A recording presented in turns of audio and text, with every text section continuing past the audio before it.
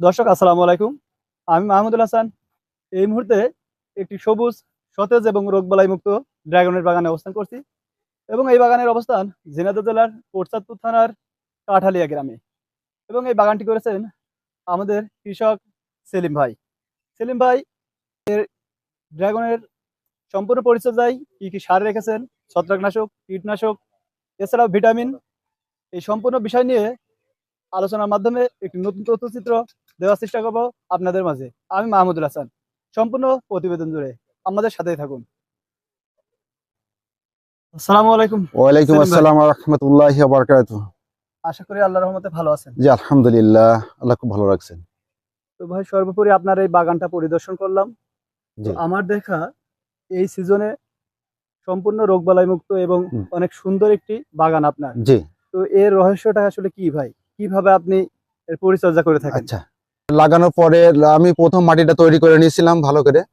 নেওয়ার পরে মাটিতে জৈব সার এবং এই রাসায়নিক সার কিছু ব্যবহার করার পরে গাছ লাগাই। গাছ লাগানোর পরে গাছ উঠছে, বানে ওঠার পরে যখন আমার গাছটা ঝুলপি দিয়েছে, গাছটা ঝুলপি দেওয়ার পরে দেখি গাছে আসছে আপনার হলো এক ধরনের পচা রোগ আসছে। ছত্রাক আমি আর তো কি। ছত্রাক, এই পচাটা বুঝতে পারছি না, কারণ আমি নতুন হিসেবে পচা লাগছে পচা কাটছি, পচা লাগছে পচা কেটে ফেলছি। কাটার পরে দেখি যে না, যত কাটতেছি তত বৃদ্ধি পাচ্ছে। এখন এই সাধারণ দোকানে যাই ওষুধ নিয়ে আসি ব্যবহার করি, কিন্তু আমার উপকার আসছে না। উপকার আসে না। নেক্সট টাইম আমি এসিআর একটা সংবাদ পেলাম যে এসিআই কোম্পানিতে ভালো ওষুধ দেয় এই পচার জন্য। তা আমি স্বর্ণপন্ন হলাম এসিআই কোম্পানি। এসিআই কোম্পানির এসিআই কোন কোম্পানি, অফিসারের সাথে আপনি কথা বললেন? এসিআই কোম্পানি প্রথম শাকিল ভাই, তারপরে 2000 পরে সে সরজমিনে আমার বাগানটা পরিদর্শন করতে আসে। পরিদর্শন করে দেখার পরে বলছে, ভাই আপনার এই বাগানে আপনি ফলের আশা বর্ষ করতে পারেন না, তবে আপনি যদি গাছ বসাতে চান তাহলে ফল পাবেন, আর ফল চাইলে গাছ পাবেন না। গাছ পাবেন। আচ্ছা ঠিক, আলহামদুলিল্লাহ, কোনটা করা যায়? গাছ আমি ফল চাই। তা ভাই নিয়ে যে আমার 100 গ্রাম একটা ডিফার দিল, যে এটি স্প্রে করেন। এসিআই কোম্পানির ডিপার। এসিআই কোম্পানির ডিফার, ওটা ব্যবহার করে প্রথম ডোজ দেওয়ার সাথে তো আমার গাছ যেখানে আপনি পচা ছিল ওখানে থেমে গেল। আপনি ডোজটা কেমন দিছিলেন? ডোজটা 2 মিলি করে, পার লিটারে 2 মিলি করে, পার লিটারে 2 মিলি পার লিটার 2 মিলি হারে স্প্রে করছেন। হ্যাঁ স্প্রে করছিলাম। আমার খুব ওখানে স্টপ হয়ে গেল একদম। যাওয়ার পরে নিয়মিত ভাবে আছে। এরপরে ছত্রাকনাশক মিক্স ব্যবহার করি, তোমরা মিক্স ব্যবহার করো। মিক্স ব্যবহার করা হয়। তারপরে এর ফল আসার আগ দিয়ে আমি মাটিতে ফ্লোরা ব্যবহার করা হয় বেশি। ফ্লোরা মাটিতে সারের সাথে, রাসায়নিক সারের সাথে ফ্লোরা ব্যবহার করা হয়। এবং আমার এই ডুগার রহস্যটা হলো এটা, আমি প্রতিনিয়ত পরিদর্শন করি এবং প্রতিনিয়ত ডুগার দিকে খেয়াল রেখি এবং ওই সালফক্সটা ইউজ করি বেশি। সালফক্স স্প্রে করেন? সালফক্স স্প্রে করি এবং মাটিতে দেওয়া আছে, মাটিতে বিঘা প্রতি 2 কেজি করে মাটিতে দেওয়া আছে। এটা হলো ডুগা ছাড়ার আগে দিয়ে, যখন আমার ফল কাটা এবছর শেষ হয়েছে নভেম্বরে, সাথে সাথে আমি সালফক্স রাসায়নিক সারের সাথে সালফক্স বিঘা প্রতি 2 কেজি করে ব্যবহার করছি। ব্যবহার করে এটা আপনার হলো শেষ দেওয়ার পরে গাছের আমি দেখলাম হঠাৎ করে 1 সপ্তাহের ভিতরে গাছের রূপ চেহারা চেঞ্জ হয়ে গেল। এই এসিআর আরএসএম স্যার আসছিলেন বাগান দেখার জন্য। উনি দেখে বলছে, এর রহস্যটা কি, কি আপনি কি সালফক্স ব্যবহার করছেন? আমি জি স্যার, এটা সালফক্স ব্যবহার করাতে আমার এত সুন্দর আসছে।